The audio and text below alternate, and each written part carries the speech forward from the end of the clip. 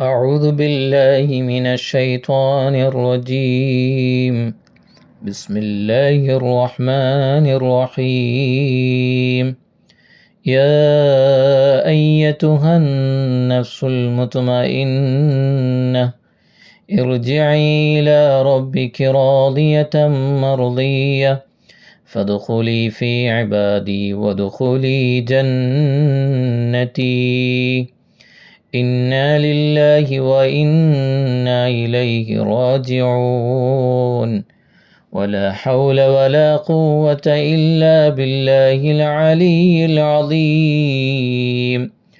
اللهم اغفر له وارحمه مرحوم أبينا مام نور الله مرقده واعف عنه وعافيه وأكرم نزله ووسع مدخله وعثله بالماء والثلج والبرد ونقيه من خطايا كما نقيت الثوب الأبيض من الدنس وأبدله دارا خيرا من داره وأهلا خيرا من أهله وزوجا خيرا من زوجه وأدخله الجنة وأعذه من عذاب القبر أو من عذاب النار.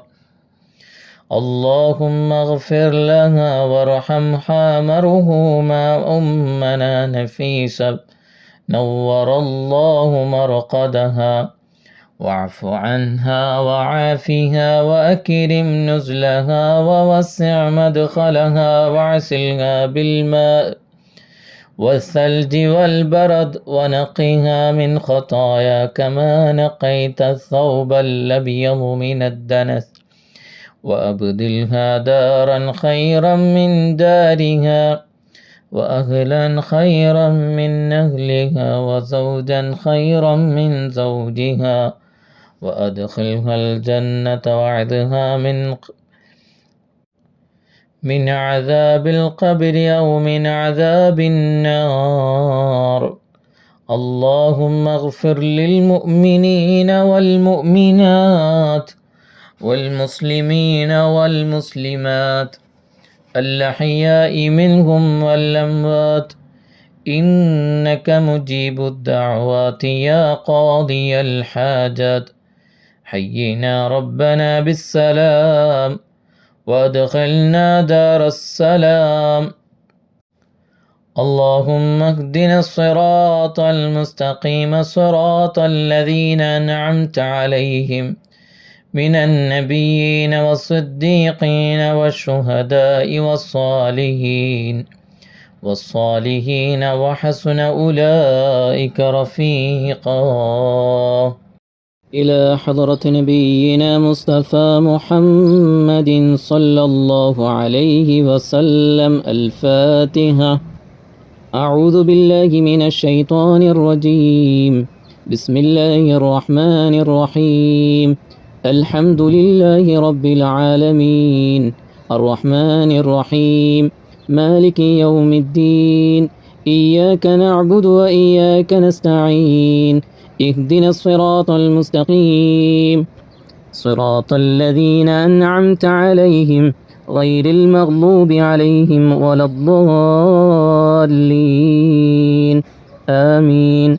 بسم الله الرحمن الرحيم. قل هو الله أحد الله الصمد لم يلد ولم يولد ولم يكن له كفوا أحد. بسم الله الرحمن الرحيم.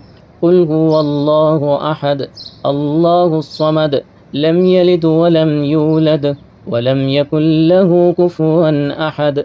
بسم الله الرحمن الرحيم. قل هو الله أحد الله الصمد لم يلد ولم يولد ولم يكن له كفوا أحد. بسم الله الرحمن الرحيم. قل أعوذ برب الفلق من شر ما خلق ومن شر غاسق إذا وقب ومن شر النفاسات في العقد ومن شر حاسد إذا حسد. بسم الله الرحمن الرحيم. قل أعوذ برب الناس ملك الناس إله الناس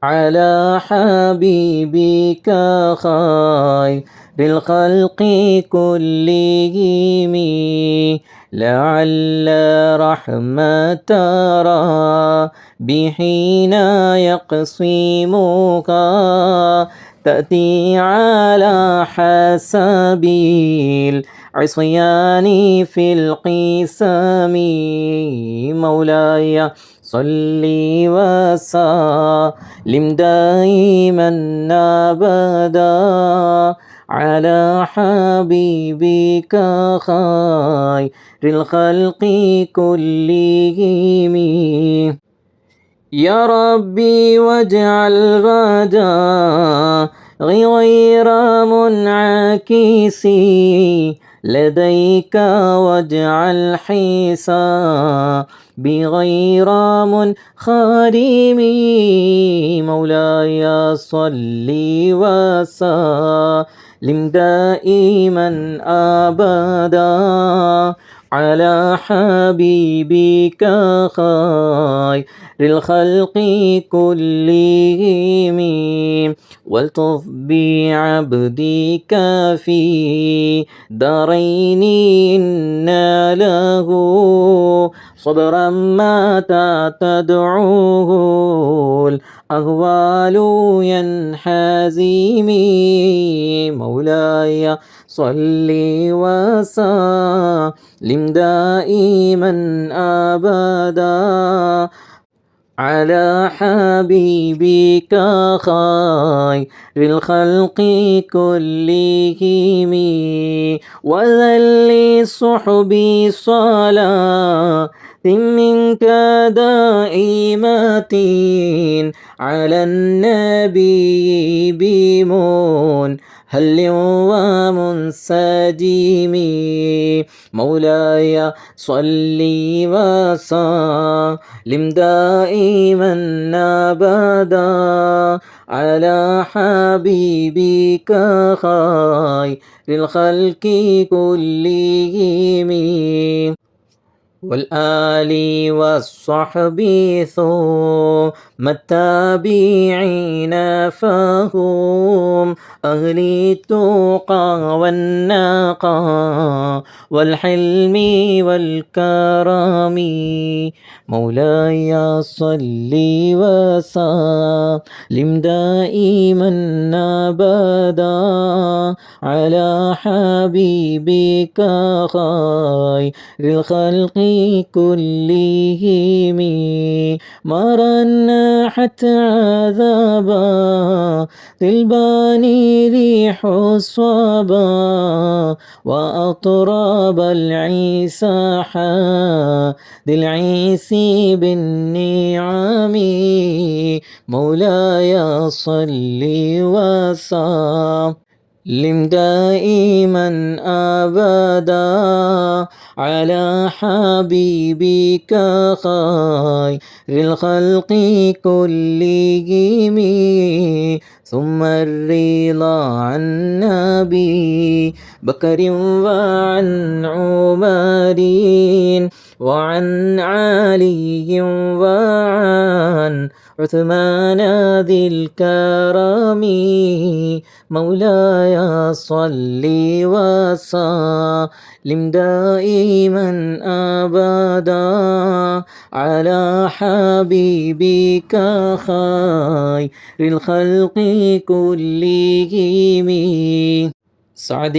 سعيد زبير طلحة وأبي عبيدة وابن عوف عشير الكرم مولاي صل وسلم دائما أبدا على حبيبك خير الخلق كلهم يا ربي بالمصطفى بلغ مقاصدنا واغفر لنا ما مضى يا واسع الكرم مولاي صل وسلم دائما أبدا على حبيبك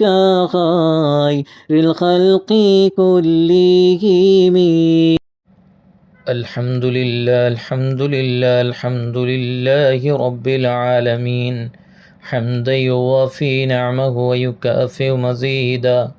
اللهم صل على سيدنا محمد وعلى آل سيدنا ومولانا محمد.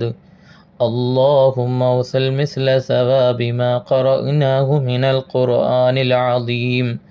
هذه هدية واصلة ورحمة نازلة وبركة شاملة مقبولة منا إلى حضرة نبينا مصطفى محمد صلى الله عليه وسلم وإلى حضرة سائر الأنبياء والأولياء والعلماء والشهداء والصديقين والصالحين خصوصا وإلى حضرة أبينا مامون نور الله مرقده وإلى حضرة مرحومة نفيس نور الله مرقدها. اللهم اغفر للمؤمنين والمؤمنات والمسلمين والمسلمات الأحياء منهم والأموات إنك مجيب الدعوات يا قاضي الحاجات. حينا ربنا بالسلام وأدخلنا دار السلام.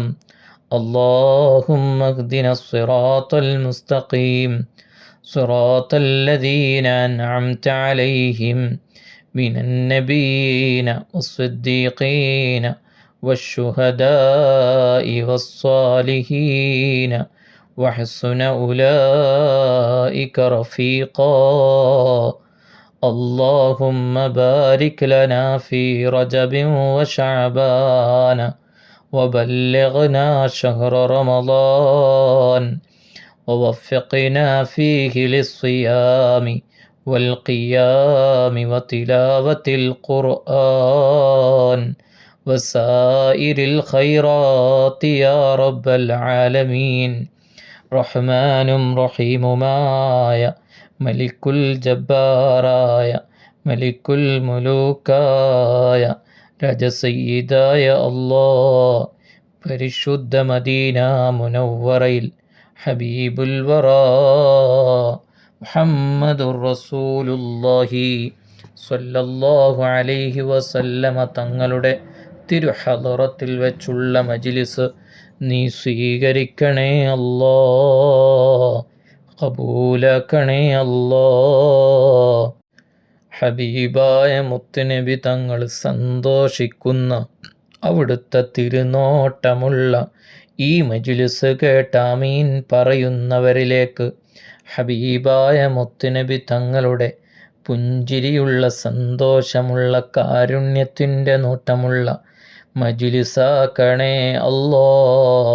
ഈ മജ്ലിസിൽ പങ്കെടുക്കുന്ന ആരെല്ലാമുണ്ടോ അവരുടെ ഖൽബിലേക്ക് യാ റസൂലല്ലാ അവിടുത്തെ ആദരവായ കാരുണ്യത്തിൻ്റെ നോട്ടം നോക്കണേ യാ ഹബീബല്ലാ യാ റസൂലല്ലാ. ഈ മജ്ലിസ് നടത്തുന്നത് ഞങ്ങളുടെ പ്രിയപ്പെട്ട വന്യപിതാവ് മാമുണ്ണി നവ്വറല്ലാഹു മർഖദ, വന്യമാതാവ് നഫീസ ബീവി ഉമ്മ നവ്വറല്ലാഹു മർഖദഹ. ഇരുവരുടെയും പേരിൽ പ്രിയപ്പെട്ട മകളായ ആയിഷ ഉമ്മ അവറുകളേൽപ്പിച്ച വസിയ്യത്തു പ്രകാരം ഹബീബായ മുത്തുനബി തങ്ങളുടെ തിരുഹളറത്തിൽ പരിശുദ്ധ റൗളാ ഷരീഫിൽ ഖുർആൻ വഖഫ് ചെയ്തുകൊണ്ടുള്ള മഹനീയമായ മജ്ലിസാണ്. ഹബീബരായ മുത്തുനബി തങ്ങളുടെ പരിശുദ്ധ റൗളാ ഷരീഫിൽ പോയി സിയാറത്ത് ചെയ്ത് അവിടുത്തെ ഹളറത്തിൽ പോയി ഏൽപ്പിച്ചുകൊണ്ടുള്ള മജ്ലിസാണ്. യാ റസൂലല്ലാഹി ഉൻദുർ ഹാലനാ യാ ഹബീബല്ലാഹ്, ഏറ്റെടുക്കണം യാ റസൂലല്ലാഹ്, ഏറ്റെടുക്കണേ യാ ഹബീബല്ലാഹ്. റഹ്മാനും റഹീമുമായ അല്ലാഹ്, ആ ഉമ്മ ചെയ്ത വലിയൊരു സൽക്കർമ്മമാണ്. ആ കുടുംബത്തിൽ നിന്ന് ആ ഉപ്പയ്ക്കും ഉമ്മയ്ക്കും ചെയ്ത ഖുർആൻ പാരായണവും ദിക്റും സദഖകളും അവിടുത്തെ വിയോഗത്തിന് ശേഷം ആരെല്ലാം എന്തെല്ലാം ചെയ്തോ ഈ മജ്ലിസിൻ്റെ ബറക്കത്ത് കൊണ്ട് കബൂലാക്കണേ അല്ലാ. ആ മജ്ലിസിലേക്ക് അല്ലാഹുവേ അവിടുത്തെ നൂറ് നൽകണേ അല്ലാ. ആ വീട്ടിൽ നടന്ന മജ്ലിസും ആ വീട്ടിൽ നടന്ന ഖുർആൻ പാരായണവും ദിക്റുകളുമെല്ലാം ആ ഉപ്പയുടെയും ഉമ്മയുടെയും ഖബറുകളിലെ എത്തിക്കണം റഹ്മാനെ. ഹബീബായ മുത്തുനബി തങ്ങളുടെ നൂറുകൊണ്ട് ഖബറിടം പ്രകാശിപ്പിക്കണേ അല്ലാ. ഖബറിടം നീ വിശാലമാക്കണേ അല്ലാ. അല്ലാഹുവേ, ഖബറിൽ വിശ്രമിക്കുന്ന സമയത്ത് സന്താനങ്ങളും ബന്ധുമിത്രാദികളും മക്കളും മരുമക്കളും ചെറുമക്കളും ചെയ്യുന്ന സൽക്കർമ്മമാണ് ഖബറാളികളെ കൂടുതൽ സന്തോഷിപ്പിക്കുന്നതും വലിയ പദവി ലഭിക്കുന്നതും.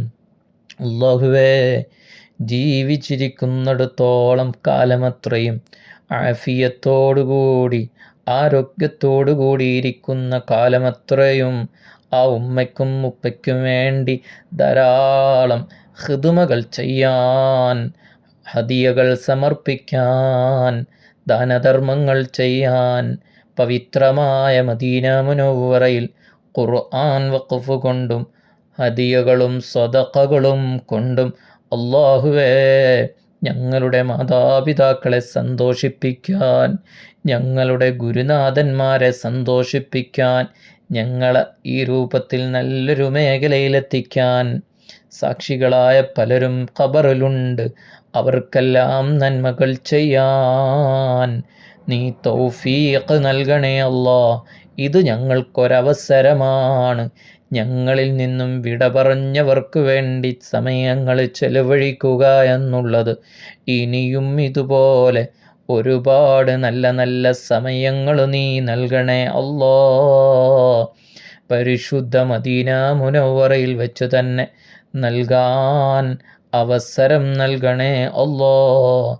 അവസാനം ഞങ്ങൾക്കിതൊന്നും ചെയ്യാൻ കഴിയാതെ മരണപ്പെട്ട് ഖബറിൽ വിശ്രമിക്കുന്ന സമയത്ത് ഞങ്ങൾക്കു വേണ്ടിയും ഇതുപോലെ സൽക്കർമ്മങ്ങൾ ചെയ്യുന്ന മക്കളെ നൽകണേ അല്ലാ, മരുമക്കളെ നൽകണേ അല്ലാ, ചെറുമക്കളെ നൽകണേ അല്ലാ.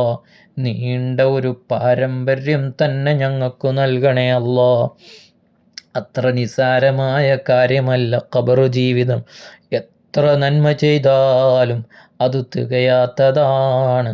എന്നാൽ ഒരുപാട് നല്ല നല്ല ഖൈറായ ബന്ധങ്ങളുണ്ടെങ്കിൽ ഞങ്ങളുടെ മരണവാർത്തയറിഞ്ഞൊരു ദിക്റ് ചൊല്ലാൻ, ഖുർആനോദാൻ, ഫാത്തിഹയോദാൻ, ദാനധർമ്മങ്ങൾ ചെയ്യാൻ നല്ല നല്ല ബന്ധങ്ങൾ ഞങ്ങൾക്ക് നീ നൽകണേ അല്ലാ. പടച്ചവനെ, പ്രിയപ്പെട്ട മാമുണ്ണി എന്ന ഉപ്പയെ ഞാൻ കണ്ടിട്ടില്ല, നഫീസ ഉമ്മയെ ഞാൻ കണ്ടിട്ടില്ല. പക്ഷേ സ്വന്തം ഉമ്മയ്ക്ക് തുല്യം കണ്ടുകൊണ്ട് കൽബിൻ്റെ ഉള്ളിൽ നിന്നുള്ള ഈ ദുആ അവർക്ക് വേണ്ടി പുണ്യമദീനയിൽ ഇരുന്നു കൊണ്ട് ചെയ്യാൻ നീ ഞങ്ങൾക്ക് വിധി നൽകിയില്ലേ അല്ലാ. നീ ഞങ്ങൾക്ക് തൗഫീഖ് നൽകിയില്ലേ അല്ലാ. ആ മാതാപിതാക്കൾ എത്ര പവിത്രമായ വ്യക്തിത്വങ്ങളാണ്. അല്ലാഹുവേ, ഇതുപോലെ ഞങ്ങളും ഖബറിൽ കിടക്കുന്ന സമയത്ത് അല്ലാഹുവേ അനങ്ങാനോ തിരിയാനോ ഒരു ദിക്റ് പോലും ചെയ്യാനോ നിസ്കരിക്കാനോ ഇബാദത്തുകൾ പോലും ചെയ്യാൻ കഴിയാത്ത മറ്റൊരു ലോകത്തേക്ക് പ്രവേശിക്കുമ്പോൾ ഞങ്ങൾക്ക് വേണ്ടി നന്മ ചെയ്യാൻ അല്ലാഹുവേ ഇതുപോലെ ഒരുപാട് സ്വാലിഹീങ്ങളെ ഞങ്ങൾക്ക് നീ ഒരുക്കണേ അല്ലാ. അതിനർഹതയുള്ളവരാക്കിയിട്ടല്ലാതെ ഞങ്ങളെ റൂഹിനെ നീ പിടിക്കല്ലേ അല്ലാ. ഹുസ്നുൽ ഖാത്തിമ, അവസാന നിമിഷം, റൂഹ് പിരിയുന്ന സമയം, നല്ല സ്ഥലത്ത് നല്ല സമയത്ത് നല്ലവരോടൊപ്പം മുത്തുനബി തങ്ങളെ കണ്ടുകൊണ്ട് നിറപുഞ്ചിരിയോടുകൂടി കലിമത്തു തൗഹീദ് ചൊല്ലി ഈമാനോടുകൂടിയുള്ള യാത്ര, അതും ജന്നത്തുൽ ബഖീഇൽ അന്തിയുറങ്ങാൻ തൗഫീഖ് നൽകണേ അല്ലാ. ഞങ്ങൾ ചൊല്ലിയ ദിക്റുകളും മൗലിദും യാസീൻ പാരായണവുമെല്ലാം ആ ഉപ്പയുടെയും ഉമ്മയുടെയും ഖബറിലെത്തിക്കണേ അല്ലാ. പടച്ചവനെ, വഖഫ് ചെയ്ത ഖുർആനിൻ്റെ ഓരോ സവാബും 24 മണിക്കൂറും പാരായണം ചെയ്യുന്ന പരിശുദ്ധ റൗള ഷരീഫിലാണ് ഖുർആനുകൾ വഖഫ് ചെയ്ത് സമർപ്പിക്കുന്നത്. 24 മണിക്കൂറും ഇടതടവുകളില്ലാതെ ഖുർആൻ പാരായണം ചെയ്യപ്പെടുന്ന പരിശുദ്ധമാക്കപ്പെട്ട റൗള ഷരീഫിൻ്റെ ബറക്കത്തുകൊണ്ട് ആ ഉപ്പയുടെയും ഉമ്മയുടെയും ഖബറിലേക്ക് കുത്തനൊഴുക്കെ ഖുർആൻ വഖഫിൻ്റെ സവാബിനെ നീ എത്തിക്കണേ അല്ലാ. നീ എത്തിക്കണേ അല്ലാ.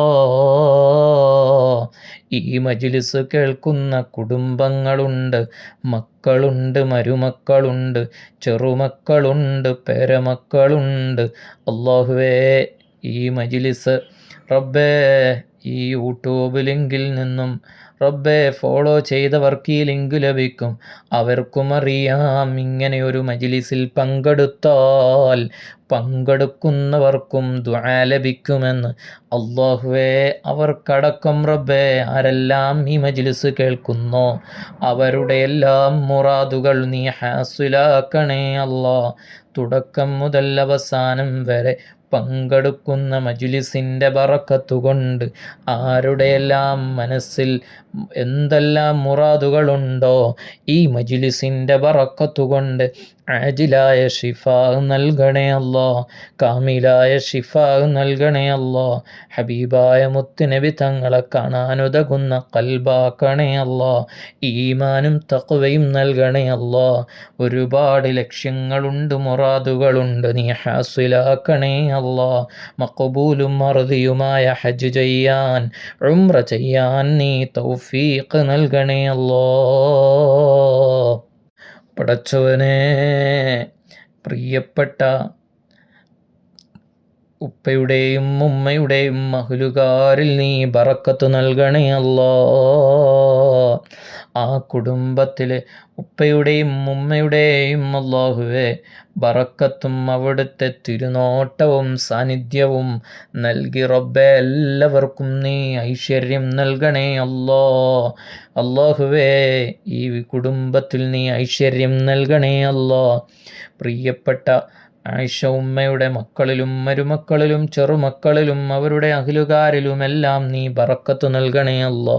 പെൺമക്കളിലും ആൺമക്കളിലും അല്ലാഹുവേ സഹോദരിമാരിലും സഹോദരന്മാരിലും നാത്തൂന്മാരിലും എല്ലാം നീ ബറക്കത്ത് നൽകണേ അല്ലാ.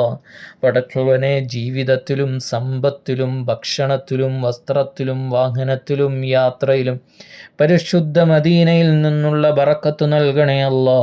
പഠനത്തിൽ പുരോഗതി നൽകണേ അല്ലാ. ഓർമ്മശക്തി നൽകണേ അല്ലാ.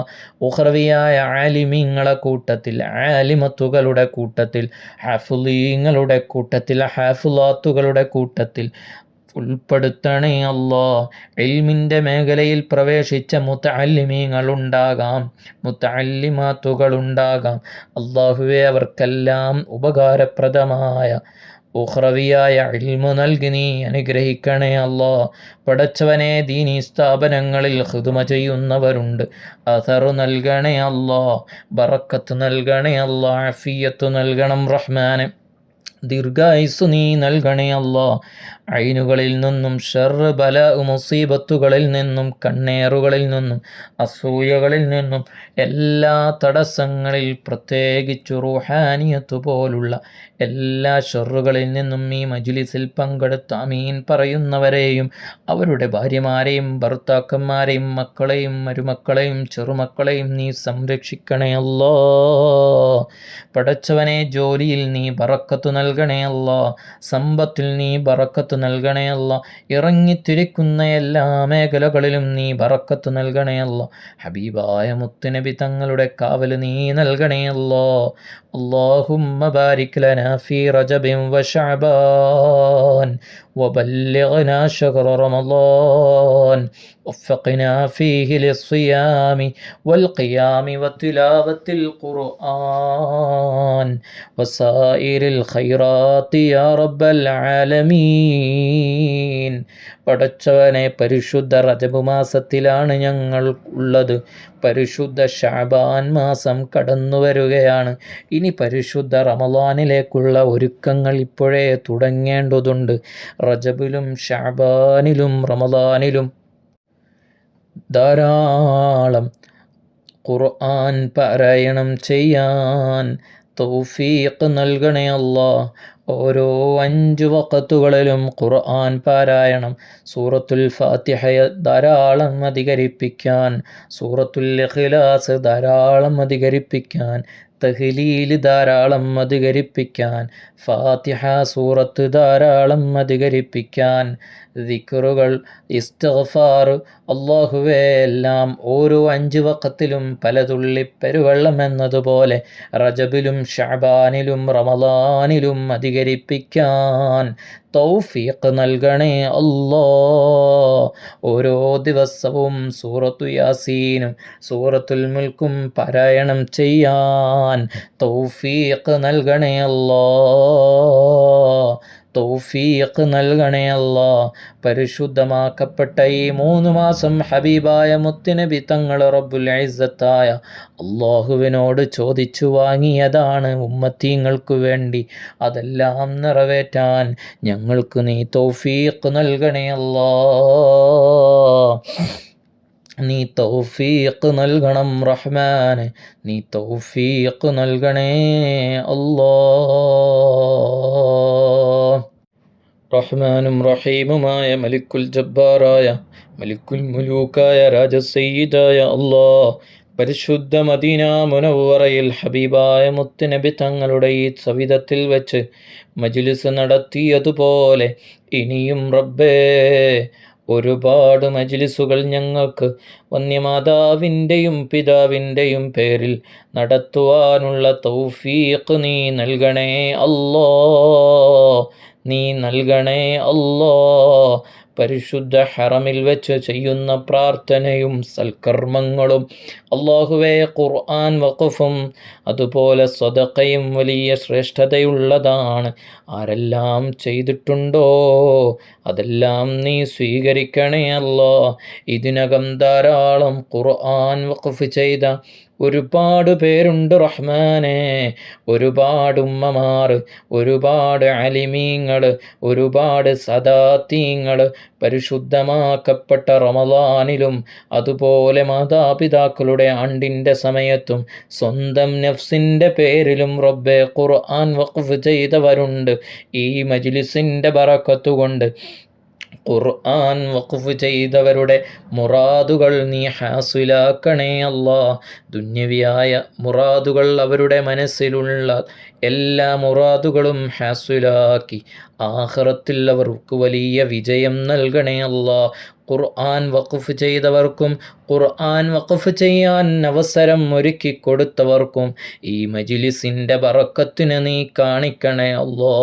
പടച്ചവനെ, ഈ വിനീതനി പുണ്യമദീനയിൽ വച്ച് ഖിദ്മത്തെടുക്കാൻ കഴിയുന്നതുപോലെ മുത്തുനബി തങ്ങളുടെ ഒരു ഖാദിമായി റബ്ബേ ഖുർആൻ വഖഫിൻ്റെ മേഖലകളിലും അതുപോലെ പരിശുദ്ധ മദീനയിലെ പാവങ്ങൾക്ക് വേണ്ടിയുള്ള ഖിദ്മയിലും ഇഫ്താറിലും ഒരുപാട് കാലം ഖിദ്മ ചെയ്യാൻ തൗഫീഖ് നൽകണേ അല്ലാ. പരിശുദ്ധമാക്കപ്പെട്ട മദീന മുനവ്വറയിൽ ഓരോ മാസവും സദഖ നൽകുന്ന ഉമ്മമാരുണ്ട് റഹ്മാനെ, ഉപ്പമാരുണ്ട് റഹ്മാനെ. പാവങ്ങൾക്ക് വേണ്ടി ഒരു വിഹിതം മാറ്റിവെക്കുന്നവരാണ്. അതവരുടെ ജീവിതത്തിൽ ധാരാളം ബറക്കത്ത് ലഭിക്കാൻ കാരണമാക്കണേ അല്ലാ. അവരുടെ റിസ്ഖ് നീ വിശാലമാക്കണേ അല്ലാ. സമ്പത്തിൽ നീ ബറക്കത്ത് നൽകണേ അല്ലാ.